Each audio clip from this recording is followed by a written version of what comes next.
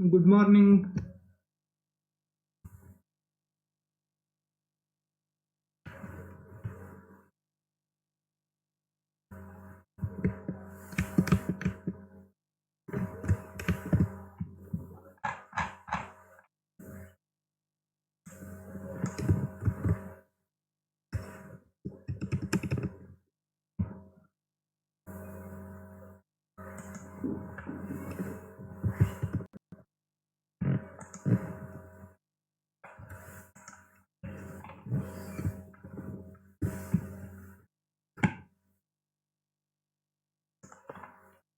Good morning, students.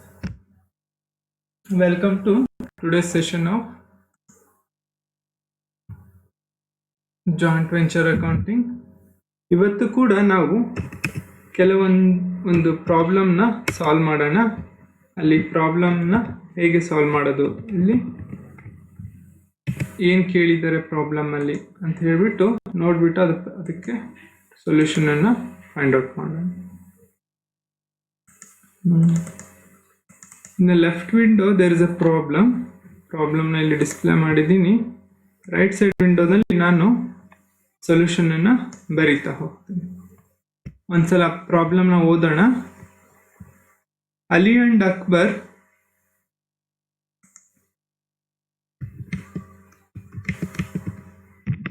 entered into a joint venture sharing the profits in the ratio of 3:2. Ali is to purchase a timber in Madhya Pradesh and forward to Akbar in Delhi. Ali ಅನ್ನೋನು ಏನು ಮಾಡ್ತಾನೆ, ಟಿಂಬರ್ನ ಮಧ್ಯಪ್ರದೇಶಲ್ಲಿ purchase ಮಾಡಿ ಅದನ್ನು ಅಕ್ಬರ್ಗೆ, ಡೆಲ್ಲಿಲಿರೋ ಅಕ್ಬರ್ಗೆ ಅವನು forward ಮಾಡ್ತಾನೆ. Ali purchased timber worth ₹10,000 and paid ₹1,000 as expenses. Ali ಏನು ಮಾಡ್ತಾನೆ, 10,000 ರೂಪಾಯಿದು ಟಿಂಬರ್ ಪರ್ಚೇಸ್ ಮಾಡ್ತಾನೆ, ಮತ್ತು ₹1,000 ಬೇರೆ ಬೇರೆ ಖರ್ಚುಗಳು ಆಗಿರುತ್ತವೆ. ನೆಕ್ಸ್ಟ್ ಅದನ್ನೇನು ಮಾಡ್ತಾನೆ, ಅಲ್ಲಿಗೆ ಫಾರ್ವರ್ಡ್ ಮಾಡ್ತಾನೆ. ಅದ್ರ ಟಿಂಬರ್ ಜೊತೆಗೆ ಅವನೇನು ಕಳಿಸ್ತಾನೆ, ಬಿಲ್ನು ಕೂಡ ಕಳಿಸ್ತಾನೆ. ಯಾರಿಗೆ? ಅಕ್ಬರ್ಗೆ. Akbar received the bill and immediately accepted Ali's draft for ₹8,000. ಅಲ್ಲಿ ಏನು ಮಾಡ್ತಾನೆ, ಅಕ್ಬರ್ಗೆ ಮೆಟೀರಿಯಲ್ ಜೊತೆ ಒಂದು ಬಿಲ್ಸ್ ಆಫ್ ಎಕ್ಸ್ಚೇಂಜನ್ನು ಕಳಿಸ್ತಾನೆ. ಆ ಬಿಲ್ನ ಅಕ್ಬರ್ ಏನು ಮಾಡ್ತಾನೆ, ಅಕ್ಸೆಪ್ಟ್ ಮಾಡ್ತಾನೆ for ₹8,000. Ali got it discounted for ₹7,850. Ali ಏನು ಮಾಡ್ತಾನೆ, ಆ ಬಿಲ್ಸ್ ಆಫ್ ಎಕ್ಸ್ಚೇಂಜನ್ನು ಬ್ಯಾಂಕಿಗೆ ಹೋಗಿ discount ಮಾಡಿಸ್ಕೊಳ್ತಾನೆ for ₹7,850. Next transaction, Akbar disposed of the timber for ₹16,000.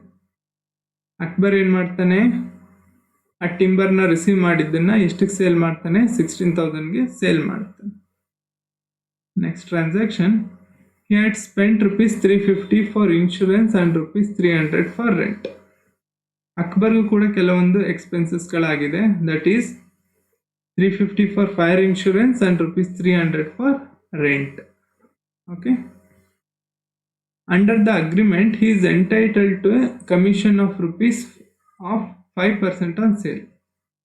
ಅಕ್ಬರ್ಗೆ ಏನು ಬರಬೇಕು, ಅಗ್ರಿಮೆಂಟ್ ಪ್ರಕಾರ ಸೇಲ್ಸ್ ಎಷ್ಟು ಮಾಡಿದಾನೆ ಅದ್ರ ಮೇಲೆ 5% ಕಮಿಷನ್ ಬರಬೇಕು. Next, give journal entries and important ledger account in the books of Ali only. ನಾವೀಗ ಏನು ಮಾಡಬೇಕು, ಈ ಅಲಿ ಬುಕ್ಸಲ್ಲಿ ನಾವು ಈ ಜಾಯಿಂಟ್ ವೆಂಚರ್ಗೆ ರಿಲೇಟೆಡ್ ಆಗಿರೋ ಎಲ್ಲ ಟ್ರಾನ್ಸಾಕ್ಷನ್ಗಳದ್ದು ಜರ್ನಲ್ ಎಂಟ್ರೀಸ್ ಮತ್ತು ಇಂಪಾರ್ಟೆಂಟ್ ಲೆಡ್ಜರ್ ಅಕೌಂಟ್ಸ್ನ ನಾವು ಪ್ರಿಪೇರ್ ಮಾಡಬೇಕು. ನಾವು ಫಸ್ಟ್ ಏನು ಮಾಡೋಣ, ಜರ್ನಲ್ ಎಂಟ್ರೀಸ್ನ ಬರೆಯೋಣ. First transaction, Ali purchase timber worth ₹10,000 and paid ₹1,000 for expenses. ಅಲ್ಲಿ ಏನು ಮಾಡಿದ್ದಾನೆ, 10,000 ರೂಪಾಯಿ ಟಿಂಬರ್ನ ಪರ್ಚೇಸ್ ಮಾಡಿದ್ದಾನೆ, ₹1,000 ಎಕ್ಸ್ಪೆನ್ಸಸ್ನ ಮಾಡಿದ್ದಾನೆ. ಸೊ ನಿಮಗೆಲ್ಲ ಆಲ್ರೆಡಿ ನಾನು ಪ್ರಿವಿಯಸ್ ಕ್ಲಾಸಲ್ಲಿ ಹೇಳಿರೋ ಥರ ಜಾಯಿಂಟ್ ವೆಂಚರ್ಗೆ ಏನೇ ಎಕ್ಸ್ಪೆನ್ಸಸ್ ಮಾಡಿದರೂ ನಾವೇನು ಮಾಡಬೇಕು, ಜಾಯಿಂಟ್ ವೆಂಚರ್ ಅಕೌಂಟ್ನ ಡೆಬಿಟ್ ಮಾಡಬೇಕು. ಇಲ್ಲಿ ಅಲಿ ಅಕೌಂಟ್ಸಲ್ಲಿ ನಾವು ಜರ್ನಲ್ ಎಂಟ್ರೀಸ್ ಮತ್ತು ಲೆಡ್ಜರ್ ಮಾಡ್ತಿರೋದು. ಸೊ ಹಾಗಾಗಿ ಅಲಿ ಪರ್ಚೇಸ್ ಮಾಡಿರೋದ್ರಿಂದ ಅವನ ಹಣ ಖರ್ಚಾಗುತ್ತೆ. ಅವನ ಹಣ ಖರ್ಚಾಗುತ್ತೆ ಅಂದರೆ ಅವನ ಬ್ಯಾಂಕ್ ಅಕೌಂಟಿಂದ ಹಣ ಹೋಗ್ತದೆ, ರೈಟ್? ಸೊ ನಾವು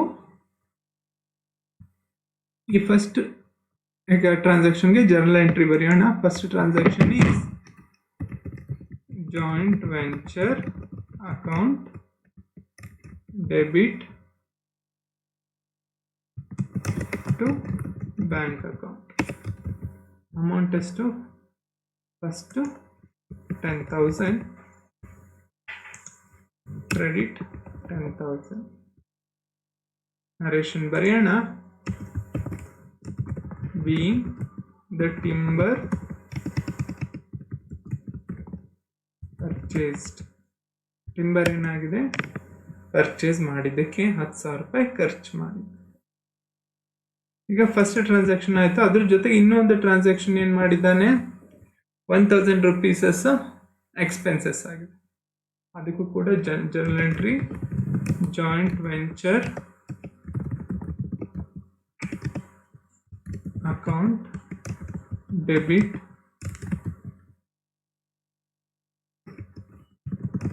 to bank account. Amount is 1,000 rupees debit, 1,000 rupees credit. Narration being expenses paid. Expenses na pay ಮಾಡಿ. ನೆಕ್ಸ್ಟ್ ಟ್ರಾನ್ಸಾಕ್ಷನ್ ಅವನೇನು ಮಾಡಿದ್ದಾನೆ? ಅಕ್ಬರ್ಗೆ ಏನು ಕಳಿಸಿದ್ದಾನೆ? Bills of ಎಕ್ಸ್ಚೇಂಜ್ನ ಕಳಿಸಿದ್ದಾನೆ. ಅದನ್ನೇನು ಮಾಡಿದ್ದಾನೆ? ಅಕ್ಬರು ಅಕ್ಸೆಪ್ಟ್ ಮಾಡಿದ್ದಾನೆ, ರೈಟ್? ಈಗ ಅದಕ್ಕೆ ಆ ಟ್ರಾನ್ಸಾಕ್ಷನ್ಗೆ ನಾವು ಜರ್ನಲ್ ಎಂಟ್ರೀಸ್ನ ಬರೆಯೋಣ.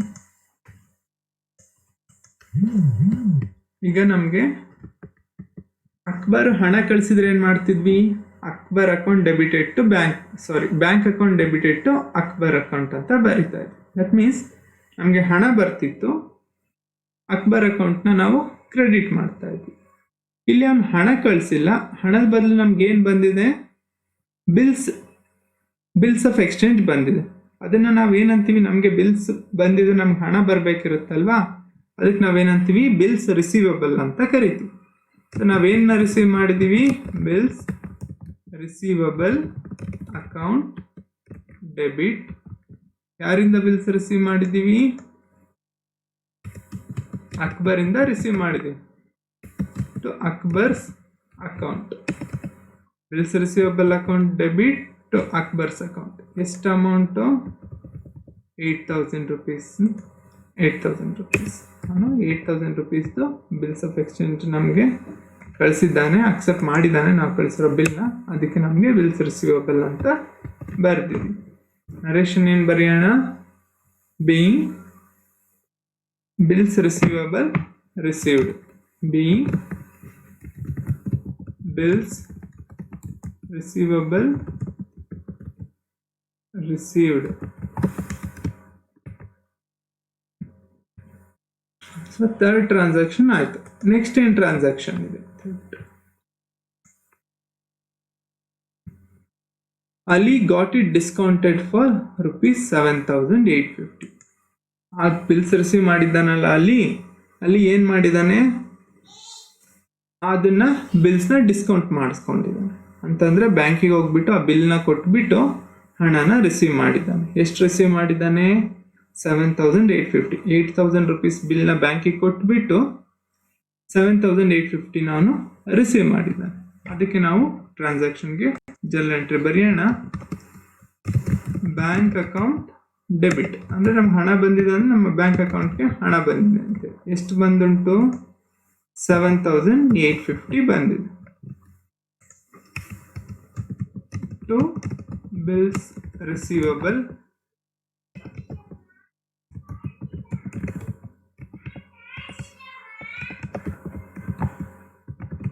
To bills receivable account. ಎಷ್ಟು ಬಿಲ್ನ ಡಿಸ್ಕೌಂಟ್ ಮಾಡಿದ್ದೀವಿ ನಾವು? 8,000 ರೂಪೀಸ್ದು ಬಿಲ್ ಡಿಸ್ಕೌಂಟ್ ಮಾಡಿದ್ದೀವಿ. ಸೊ ಸೊ ನಾವು ಯಾವಾಗಲೂ ಡೆಬಿಟ್ ಮತ್ತು ಕ್ರೆಡಿಟ್ ಈಕ್ವಲ್ ಆಗಿರಬೇಕಲ್ವಾ. 8,000 ರುಪೀಸ್ ಬಿಲ್ ಕೊಟ್ಬಿಟ್ಟು ನಾವು 7,850 ರಿಸೀವ್ ಮಾಡಿದ್ದೀವಿ ಅಂತಂದರೆ 150 ರುಪೀಸ್ ಏನದು, it is a discount that banker will take. That is ಏನಾಗ್ತದೆ, ಅದನ್ನು ನಾವೇನಂತ ಬರಿತೀವಿ, ಡಿಸ್ಕೌಂಟ್ ಅಕೌಂಟ್. ಡಿಸ್ಕೌಂಟ್ ಡೆಬಿಟ್ ಆದರೆ ದಟ್ಸ್ ಅ ನಾಮಿನಲ್ ಅಕೌಂಟ್, ನಮಗೆ ಎಕ್ಸ್ಪೆನ್ಸಸ್ ಆದಾಗ ಟು ಡಿಸ್ಕೌಂಟ್ ಅಕೌಂಟ್. ಎಷ್ಟು ಅಮೌಂಟು, 150 ರುಪೀಸ್ನ ಬ್ಯಾಂಕ್ ಅವರು ಕಟ್ ಮಾಡಿಕೊಂಡು ನಮಗೆ 7,850 ಕೊಟ್ಟಿದ್ದಾರೆ. 150 ಡಿಸ್ಕೌಂಟ್ 7,850 ನಮಗೆ ಹಣ ರಿಸೀವ್ ಆಗಿದೆ. ಸೊ ನರೇಶನ್ ಬೀಯಿಂಗ್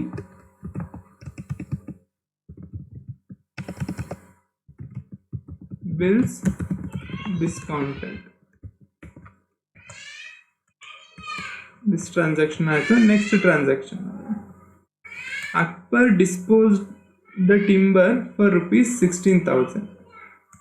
ಅಕ್ಬರ್ ಏನು ಮಾಡಿದ್ದಾನೆ, ಟಿಂಬರ್ನ 16,000ಗೆ ಸೇಲ್ ಮಾಡಿದ್ದಾನೆ.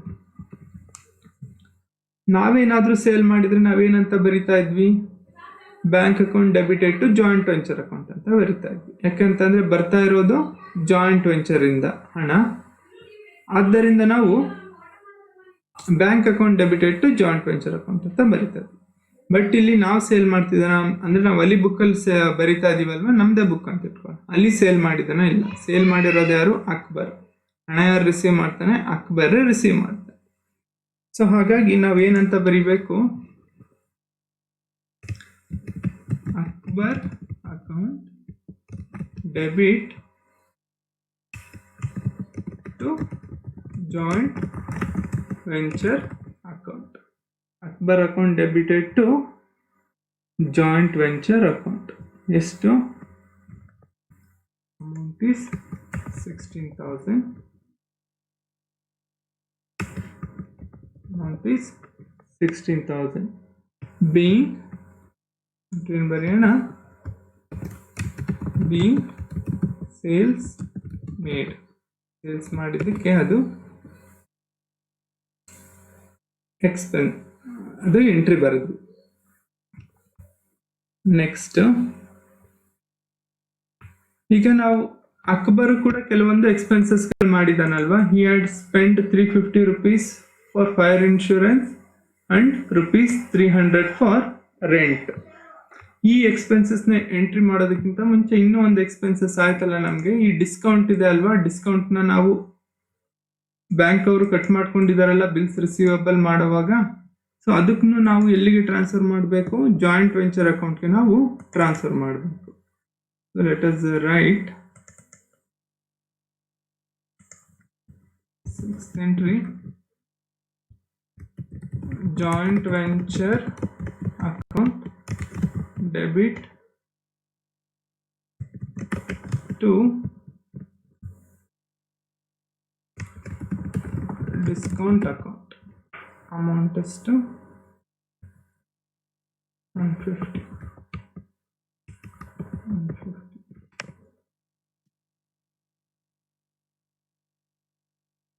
ನರೇಶನ್ ಬರೆಯೋಣ, being discount charge to joint venture account. ಇದನ್ನ ಇಲ್ಲೇ ಬರಿಬಹುದು, ದಟ್ ಈಸ್ ಫಿಫ್ತ್ ಎಂಟ್ರಿನೇ ಮಾಡೋಣ. That is discount bills receive ಮಾಡಿದ ತಕ್ಷಣ ಡಿಸ್ಕೌಂಟ್ ಮಾಡಿದ್ದೀವಿ, ಅದನ್ನು ನಾವು ಡೈರೆಕ್ಟಾಗಿ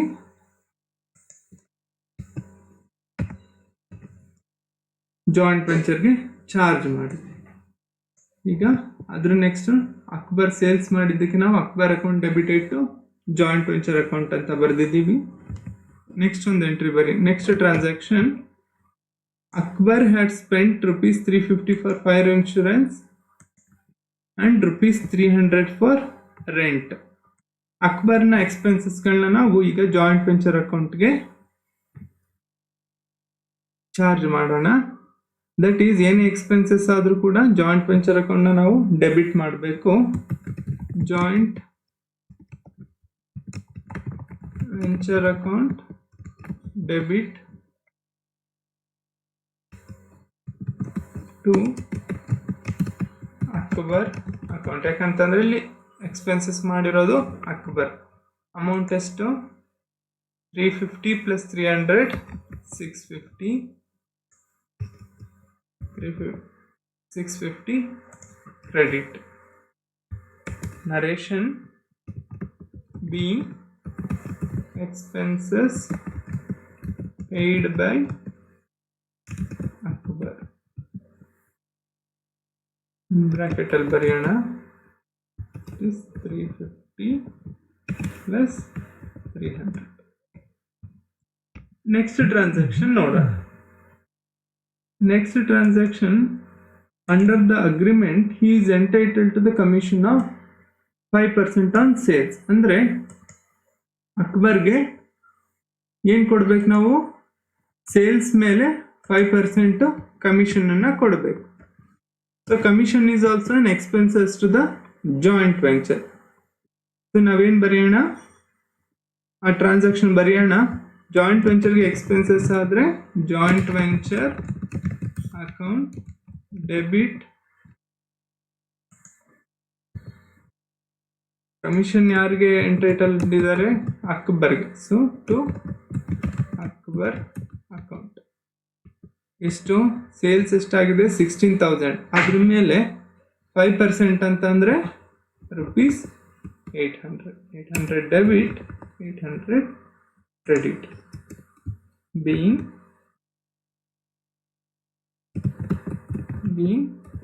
commission payable to ಅಕ್ಬರ್ಗೆ ಕಮಿಷನ್ ಕೊಡಬೇಕು. ಅದನ್ನು ನಾವು ಇಲ್ಲಿ ಬರೆದಿದ್ದೀವಿ.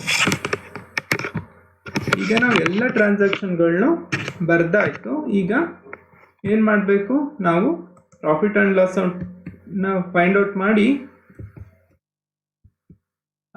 ಉಳಿದಿರುವಂಥ ಪ್ರಾಫಿಟ್ನ ನಾವು ಇಬ್ಬರಿಗೂ ಕೂಡ ಏನು ಮಾಡಬೇಕು? ಡಿಸ್ಟ್ರಿಬ್ಯೂಟ್ ಮಾಡಬೇಕು.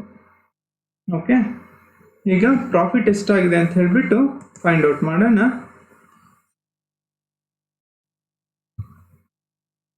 ಇಲ್ಲಿ ಕ್ಯಾಲ್ಕುಲೇಟರ್ನ ತಗೊಂಡಿದ್ದೀನಿ. ಸೊ ಇದರಲ್ಲಿ ಇನ್ಕಮ್ ಅಂತ ಆಗಿರೋದು ಒಂದೇ ಒಂದು, ಯಾವುದು? ಸೇಲ್ಸ್. ಎಷ್ಟು ಇನ್ಕಮ್ ಬಂದಿದೆ? 16,000 ಇನ್ಕಮ್ ಬಂದಿದೆ. ಎಕ್ಸ್ಪೆನ್ಸಸ್ ಯಾವುದಾಗಿದೆ? ಫಸ್ಟು ಅಲ್ಲಿ ಮಾಡಿರೋಂಥ expenses 10,000 for purchase of timber, 1,000 expenses he has paid, total minus 11,000. ಆಮೇಲೆ ಬೇರೆ ಎಕ್ಸ್ಪೆನ್ಸಸ್ ಏನಾಗಿದೆ? 150 ರುಪೀಸ್ ಡಿಸ್ಕೌಂಟ್ ಮೈನಸ್ 150. ನೆಕ್ಸ್ಟ್ ಏನು ಎಕ್ಸ್ಪೆನ್ಸಸ್ ಆಗುಂಟು? ಅಲ್ಲಿ ಅಕ್ಬರ್ ಅನ್ನೋನು 650 ರುಪೀಸ್ ಎಕ್ಸ್ಪೆನ್ಸಸ್ ಪೇ ಮಾಡಿದ್ದಾನೆ. ಅದನ್ನು ಬರೆಯೋಣ, ಅದನ್ನು ಲೆಸ್ ಮಾಡೋಣ, ಮೈನಸ್ 650. ನೆಕ್ಸ್ಟ್ ಏನು ಎಕ್ಸ್ಪೆನ್ಸಸ್ ಆಗುಂಟು? ಅಕ್ಬರ್ಗೆ ಕಮಿಷನ್ ಪೇ ಮಾಡಬೇಕು, ಅದು ಕೂಡ ಎಕ್ಸ್ಪೆನ್ಸಸ್. ಎಷ್ಟು ಪೇ ಮಾಡಬೇಕು? 800 rupees minus 800 equals we get 3,400. So profit ಎಷ್ಟು ಬಂದುಂಟು? 3,400 ಬಂದಿದೆ. ಈ 3,400 ಇಬ್ಬರಿಗೂ ಯಾವ ರೇಷಿಯೋನಲ್ಲಿ ಹಂಚಬೇಕು ಅಂತ ನೋಡೋಣ. ದಟ್ ಈಸ್ ಅಕ್ಬರ್ ಅಲಿಗೆ 3, ಅಕ್ಬರ್ಗೆ 2. Ali and Akbar entered joint venture sharing profits in the ratio of 3:2. First ಲೈನಲ್ಲಿ ಇದೆ ನೋಡಿ. ಇದನ್ನು 3:2 ನಲ್ಲಿ ನಾವು ಅಲಿ ಮತ್ತು ಅಕ್ಬರ್ಗೆ ಡಿಸ್ಟ್ರಿಬ್ಯೂಟ್ ಮಾಡಬೇಕು 3,400. ಅದನ್ನು ನಾವು ಮಾಡೋಣ. ಈಗ ಕರಿತಾ ಇದ್ದೀನಿ ನೋಡಿ. ಪ್ರಾಫಿಟ್ನ ಹೇಗೆ ಡಿಸ್ಟ್ರಿಬ್ಯೂಟ್ ಮಾಡೋದು? The entry is joint venture account debit amount ಬರಿತಾ ಇದ್ದೀನಿ 3,400 ಟು ಇಲ್ಲಿ ಅಲಿ ಬುಕ್ಕಲ್ಲಿ ನಾವು ಬರಿತಾ ಇರೋದ್ರಿಂದ ಅಲಿಯ ಓನ್ ಶೇರ್ನ ನಾವು ಎಲ್ಲಿಗೆ ಟ್ರಾನ್ಸ್ಫರ್ ಮಾಡಬೇಕು? ಪ್ರಾಫಿಟ್ ಆ್ಯಂಡ್ ಲಾಸ್ ಅಕೌಂಟ್ಗೆ ಟ್ರಾನ್ಸ್ಫರ್ ಮಾಡಬೇಕು. ಮತ್ತು ಅಕ್ಬರ್ ಶೇರ್ನ ನಾವು ಅಕ್ಬರ್ ಅಕೌಂಟ್ಗೆ ಟ್ರಾನ್ಸ್ಫರ್ ಮಾಡಬೇಕು. joint venture account debit to profit and loss account and to Akbar account.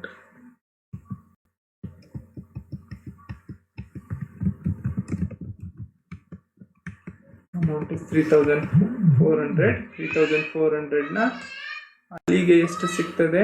3,400 into 3 divided by 5. Akbar Ali share ಎಷ್ಟು?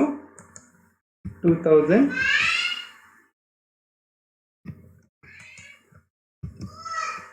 2,040. ಹಾಗೆ ಅಕ್ಬರ್ ಶೇರ್ನ ನೋಡೋಣ. Akbar share is 3,400 into 2 divided by 5. 1,360. Akbarನ ಶೇರ್ ಎಷ್ಟು? 1,360. With this we have entered all the journal entries. However, one more journal entry is there, that is final settlement. Final settlement ನ ಹೇಗೆ ಮಾಡ್ತಾರೆ? ಯಾರು ಯಾರಿಗೆ ದುಡ್ಡು ಎಷ್ಟು ಬಾಕಿ ಕೊಡಬೇಕಾಗುತ್ತೆ ಅಂತ ನೋಡ್ಬಿಟ್ಟು ನಾವು ಫೈನಲ್ ಸೆಟಲ್ಮೆಂಟ್ನ ಮಾಡ್ತೀವಿ.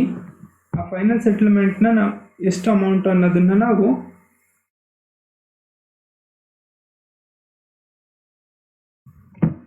ಅವರ ಲೆಡ್ಜರ್ ಅಕೌಂಟ್ನ ಮಾಡಿದ ನಂತರ ನಮಗೆ ಗೊತ್ತಾಗ್ತದೆ. ಬಟ್ ಆದರೆ ಇಲ್ಲಿ ಏನು ಕೂಡ ಫೈನಲ್ ಸೆಟಲ್ಮೆಂಟ್ ಆಗಿದೆ ಅಂತ ಏನು ಹೇಳಿಲ್ಲ. Let us prepare a ledger account. ನಾವು ಇಲ್ಲಿ 2 ಲೆಡ್ಜರ್ ಅಕೌಂಟ್ನ ನಾವು ಪ್ರಿಪೇರ್ ಮಾಡ್ತೀವಿ. ಯಾವ್ದ್ಯಾವುದು ಅಂದರೆ, ಒಂದು ಜಾಯಿಂಟ್ ವೆಂಚರ್ ಅಕೌಂಟ್, ಇನ್ನೊಂದು ಕೋವೆಂಚರರ್ಸ್ ಅಕೌಂಟ್. ನಾವು ಈಗ ಬರೆದಿರುವಂಥ ಎಲ್ಲ ಜರ್ನಲ್ ಎಂಟ್ರೀಸ್ನು ನಾವು ಈ 2 ಅಕೌಂಟ್ಗಳಿಗೆ 1 by 1 ಪೋಸ್ಟ್ ಮಾಡ್ತಾ ಹೋಗೋಣ. So first journal entry is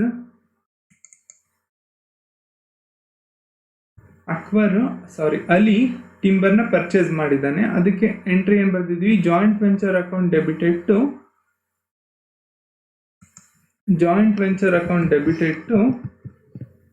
bank account. So joint venture account ಅಲ್ಲಿ ಏನು ಬರೀಬೇಕು? Joint venture account debited to bank account. Amount is 10,000. Next bracket ಅಲ್ಲಿ ಬರೆಯೋಣ, timber purchased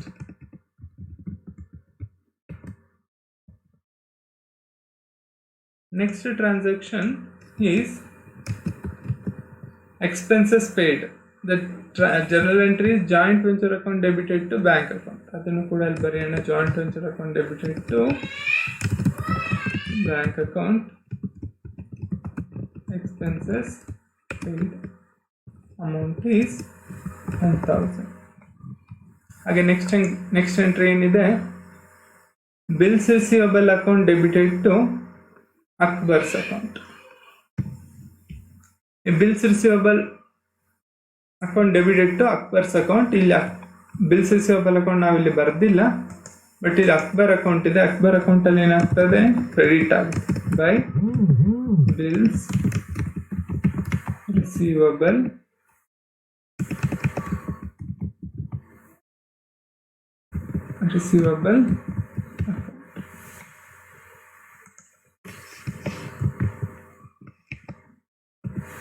bills receivable account. Amount ಎಷ್ಟು? 8,000. ನೆಕ್ಸ್ಟ್ ಟ್ರಾನ್ಸಾಕ್ಷನ್ ಏನಾಗ್ತದೆ? Bracket ಅಲ್ಲಿ ಬರೋಣ, ಅಲ್ಲಿ bills receivable received. Next transaction ಏನಾಗಿದೆ? ಬಿಲ್ಸ್ನ ಡಿಸ್ಕೌಂಟ್ ಮಾಡಿದ್ದಾರೆ. ಆ ಡಿಸ್ಕೌಂಟ್ಗೆ ಏನು ಜರ್ನಲ್ ಎಂಟ್ರಿ ಇದೆ? Bank account debited to discount account debited to bills receivable account. ನಾವಿಲ್ಲಿ ಈ 3 ಅಕೌಂಟ್ನ ಮೇಂಟೈನ್ ಮಾಡ್ತಿಲ್ಲ, ಬ್ಯಾಂಕ್ ಅಕೌಂಟ್ ಆಗಲಿ, ಡಿಸ್ಕೌಂಟ್ ಅಕೌಂಟ್ ಆಗಲಿ, ಅಥವಾ ಬಿಲ್ಸ್ ರಿಸೀವಬಲ್ ಅಕೌಂಟ್ ಆಗಲಿ. ಸೊ ಅದರಿಂದ ನಾವಿಲ್ಲಿ ಈ 2 ಅಕೌಂಟಲ್ಲಿ ಯಾವುದೇ ರೀತಿಯ ಲೆಡ್ಜರ್ ಪೋಸ್ಟಿಂಗ್ ಮಾಡೋದಿಲ್ಲ. ನೆಕ್ಸ್ಟ್ ಫಿಫ್ತ್ ಎಂಟ್ರಿ, ಈ ಡಿಸ್ಕೌಂಟ್ ಇದೆ ಅಲ್ವಾ, ಅದನ್ನು ನಾವು ಎಲ್ಲಿಗೆ ಚಾರ್ಜ್ ಮಾಡ್ತೀವಿ? ಜಾಯಿಂಟ್ ವೆಂಚರ್ ಅಕೌಂಟ್ಗೆ ಚಾರ್ಜ್ ಮಾಡ್ತೀವಿ. So the entry is joint venture account debited to discount account. So joint venture account ಅಲ್ಲಿ ಬರೆಯೋಣ, joint venture account debited to discount account. Amount is rupees 150. Bills receivable discounted. Okay. Next transaction, Akbar ಏನು ಮಾಡಿದ್ದಾನೆ, ಸೇಲ್ಸ್ನ ಮಾಡಿದ್ದಾನೆ. ಎಷ್ಟು sales ಮಾಡಿದ್ದಾನೆ? ₹16,000 ಅವನು sales ಮಾಡಿದ್ದಾನೆ. ಏನು ಎಂಟ್ರಿ ಬರಿತೀವಿ? Akbar account debited to joint venture account. So sales ಮಾಡಿದ್ದಕ್ಕೋಸ್ಕರ ಈ ಎಂಟ್ರಿ ಬರಿತೀವಿ. ಈ ಲೆಡ್ಜರಲ್ಲಿ ಅಕ್ಬರ್ ಅಕೌಂಟ್ನ ನಾವು ಡೆಬಿಟ್ ಮಾಡ್ತೀವಿ to joint venture account. Amount is 16,000.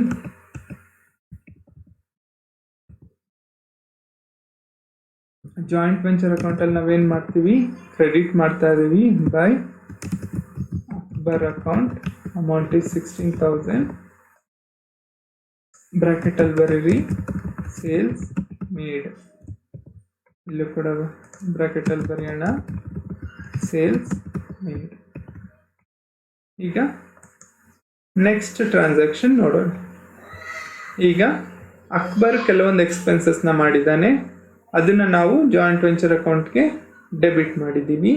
That is joint venture account debited to Akbar account. ಇಲ್ಲಿ ಜಾಯಿಂಟ್ ವೆಂಚರ್ ಅಕೌಂಟಲ್ಲಿ ಎಕ್ಸ್ಪೆನ್ಸಸ್ನ ಡೆಬಿಟ್ ಮಾಡಬೇಕು ಟು ಅಕ್ಬರ್ ಅಕೌಂಟ್, ಬಿಕಾಸ್ ಈ ಎಕ್ಸ್ಪೆನ್ಸಸ್ನ ಪೇ ಮಾಡಿರೋದು Akbar. Expenses paid by Akbar.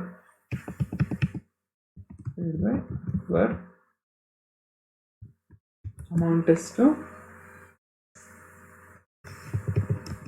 650. ಇದನ್ನ ಇನ್ನು ಸ್ಪ್ಲಿಟ್ ಮಾಡಿ ಬರಿಬೇಕು ಅಂತಂದ್ರೆ ಬರೀರಿ. That is fire insurance 350, rent 300, total 650. Next Akbar ಅಕೌಂಟಲ್ಲಿ ನಾವೇನು ಮಾಡ್ತೀವಿ? ಅದನ್ನು ಕ್ರೆಡಿಟ್ ಮಾಡ್ತೀವಿ by joint venture account. Amount is 650. ಬ್ರಾಕೆಟಲ್ಲಿ ಬರೀರಿ ಎಕ್ಸ್ಪೆನ್ಸಸ್ ಪೇಯ್ಡ್ ಬೈ ಅಕ್ಬರ್. ಇದನ್ನು ಸ್ಪ್ಲಿಟ್ ಮಾಡೋದಿದ್ರೆ ಫೈರ್ ಇನ್ಶೂರೆನ್ಸ್ 350, ರೆಂಟ್ 300.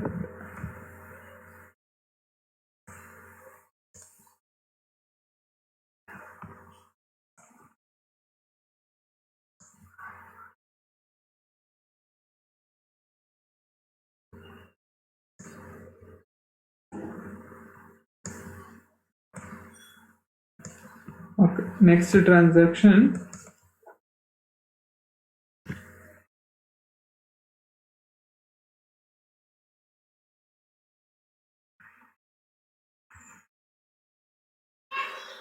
ಅಕ್ಬರ್ಗೆ ಕಮಿಷನ್ನ ನಾವು ಪೇ ಮಾಡಬೇಕು. ಅದಕ್ಕೆ ಎಂಟ್ರಿ ಏನು ಬರೆದಿದ್ದೀವಿ ಅಂದರೆ joint venture account debited to Akbar account, because commission is an expenses to joint venture. ಅದಕ್ಕೆ ಅದು ಡೆಬಿಟ್ ಮಾಡಬೇಕು ಜಾಯಿಂಟ್ ವೆಂಚರ್ ಅಕೌಂಟ್ಗೆ. ಮತ್ತು ಯಾರಿಗೆ ಪೇ ಮಾಡ್ತೀವಿ ಅದನ್ನು ಅವ್ರ ಅಕೌಂಟ್ಗೆ ಕ್ರೆಡಿಟ್ ಮಾಡಬೇಕು to Akbar account. Commission payable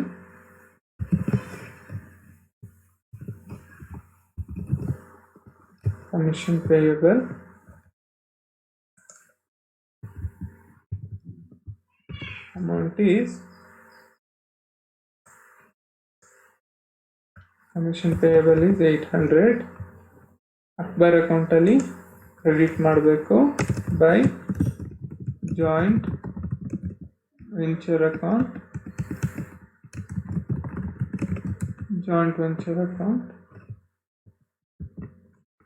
amount is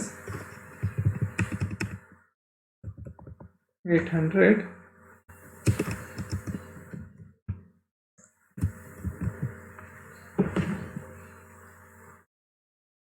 ಬ್ರಾಕೆಟಲ್ಲಿ ಬರೀರಿ ಕಮಿಷನ್ ಪೇಯಬಲ್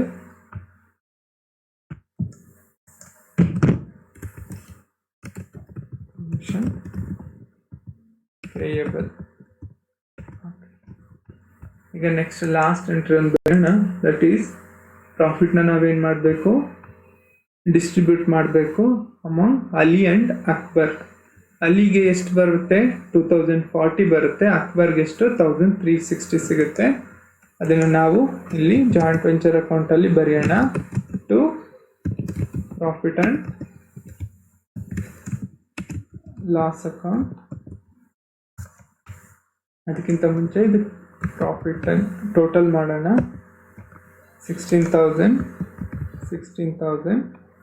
ಎರಡು ಸೈಡ್ ಟೋಟಲ್ ಎಷ್ಟು ಬಂದಿದೆ, 16,000 ಬಂದಿದೆ. ಪ್ರಾಫಿಟ್ ಇದನ್ನೆಲ್ಲ ಲೆಸ್ ಮಾಡಿದರೆ ನಮಗೆ ಪ್ರಾಫಿಟ್ಟು 3,400 ಬರುತ್ತೆ. ಹಾಗಿದ್ರೆ ಈ ರೀತಿ ಬರೆಯೋಣ. ಪ್ರಾಫಿಟ್ ಎಷ್ಟು ಬಂದಿದೆ, 3,400. ಅದನ್ನು ಎಲ್ಲೆಲ್ಲಿಗೆ ಟ್ರಾನ್ಸ್ಫರ್ ಮಾಡಬೇಕು, P&L ಅಕೌಂಟ್ಗೆ. ಓನ್ ಶೇರ್ನ, ಅಲಿ ಶೇರ್ನ P&L ಅಕೌಂಟ್ಗೆ ಶೇರ್ ಮಾಡಬೇಕು. ಓನ್ ಶೇರ್ನ ದಟ್ ಈಸ್ 2040. ಇನ್ನು ಮಿಕ್ಕಿದ್ದು ಅಕ್ಬರ್ ಶೇರ್ಸ್ನ ಅಕ್ಬರ್ ಅಕೌಂಟಿಗೆ ಟ್ರಾನ್ಸ್ಫರ್ ಮಾಡಬೇಕು. Akbar account amount is 1,360. So ಈ ಅಕ್ಬರ್ಗೆ ಬರಬೇಕಾದಂಥ ಶೇರ್ನ ನಾವು ಇಲ್ಲಿ ಬೈ ಜಾಯಿಂಟ್ ವೆಂಚರ್ ಅಕೌಂಟ್ ಅಂತ ಬರೆಯೋಣ. By joint venture account amount is 1,360. ಈಗ ಎಲ್ಲ ಟ್ರಾನ್ಸಾಕ್ಷನ್ಗಳನ್ನ ನಾವು ಬರೆದಾಯಿತು. ಹಾಗೆಯೇ ಜಾಯಿಂಟ್ ವೆಂಚರ್ ಅಕೌಂಟ್ನ ಕೂಡ ನಾವು ಕ್ಲೋಸ್ ಮಾಡಿ ಆಯಿತು. ಈಗ ಅಕ್ಬರ್ ಅಕೌಂಟ್ನ ನಾವು ಕ್ಲೋಸ್ ಮಾಡೋಣ. ಯಾವ ಸೈಡ್ ಜಾಸ್ತಿ ಬರ್ತಾ ಉಂಟು, 16,000. ಡೆಬಿಟ್ ಸೈಡ್ ಜಾಸ್ತಿ ಬರ್ತಾ ಉಂಟು. ಅದನ್ನು ಈ ಕ್ರೆಡಿಟ್ ಸೈಡ್ ಕೂಡ ಟೋಟಲ್ಗೆ ಹಾಕೋಣ. ಈಗ ನಾವು ಇದನ್ನು ಮಿಕ್ಕಿದ ಹಣನ ಏನು ಮಾಡಬೇಕು, ಅವನು ಅಕ್ಬರ್ಗೆ ಅಲಿಗೆ ಟ್ರಾನ್ಸ್ಫರ್ ಮಾಡಬೇಕು ಅಕ್ಬರು. ಸೊ ಅಕ್ಬರು ಹಾಗೆ ಹಣ ಟ್ರಾನ್ಸ್ಫರ್ ಮಾಡಿದಾಗ ಅಲಿಗೆ ಏನಾಗ್ತದೆ, ಹಣ ಬರುತ್ತೆ. ನಾವು ಅಲಿ ಬುಕ್ಕಲ್ಲೇ ಬರಿತಾ ಇರೋದ್ರಿಂದ ಅಲಿಗೆ ಏನಾಗ್ತದೆ, writing in the books of ಅಲಿಗೆ ಏನಾಗ್ತದೆ, ಬ್ಯಾಂಕಿಗೆ ಹಣ ಬರ್ತದೆ. ಸೊ ಅಲ್ಲಿ ಏನು ಬರೀತಾನೆ, ಬೈ ಬ್ಯಾಂಕ್ ಅಕೌಂಟ್ ಅಂತ ಬರೀತಾನೆ. ಏನದು, ಫೈನಲ್ ಸೆಟಲ್ಮೆಂಟ್ ಅಮೌಂಟ್ ಎಷ್ಟು ಬರುತ್ತೆ ನೋಡೋಣ. 16,000 minus 8,000 minus 650 minus 800 minus 1,360 we get 5,190 rupees ಹಂಗೆ ಬರ್ತದೆ on final settlement. With this we have finish this problem. ಈ ಪ್ರಾಬ್ಲಮ್ನ ಹೇಗೆ ಮಾಡೋದು ಅಂತ ಹೇಳ್ಬಿಟ್ಟು ಇನ್ನೊಮ್ಮೆ ನೀವು ನೋಡ್ಕೊಳ್ಳಿ. ನಾನಿವತ್ತು ಅಸೈನ್ಮೆಂಟ್ಸ್ನ ಕೂಡ ಕಳಿಸ್ತೀನಿ. ಅಸೈನ್ಮೆಂಟ್ಗೆ ಆನ್ಸರ್ ಕೂಡ ಮಾಡಿ ನನಗೆ ಕಳಿಸಿ. Thank you very much.